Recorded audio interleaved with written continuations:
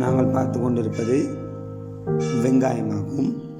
இதன் இனப்பெருக்க கட்டமைப்பை தான் இன்று நாங்கள் பார்க்க போகின்றோம். தாவரங்கள் 2 முறைகளில் இனப்பெருக்கத்தை மேற்கொள்கின்றன. ஒன்று இலிங்க முறை, மற்றது இலிங்க மீள்முறை. இலிங்க மீள்முறைக்கு பதிய முறை இனப்பெருக்கம் என்றும் பேருண்டு. எனவே பதியமுறை இனப்பெருக்கத்தையும் நாங்கள் இயற்கையான பதியமுறை இனப்பெருக்கம், செயற்கையான பதியமுறை இனப்பெருக்கம் என்று பிரிப்போம். அந்த வகையில் வெங்காயமானது இயற்கையாகவே பதியமுறை இனப்பெருக்கத்தை மேற்கொள்ளும் ஒரு தாவரம்.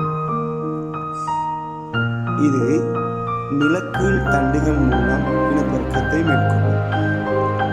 நிலக்கீழ் தண்டுகளை 4 வகையாக பிரிக்கலாம். வேர் தண்டு கிழங்கு, தண்டு கிழங்கு, தண்டு முகில், தண்டு குமிழ். அந்த வகையில் வெங்காயம், லீக்ஸ் போன்ற தாவரங்கள் தண்டு குமிழ் மூலம் இனப்பெருக்கத்தை மேற்கொள்ளும்.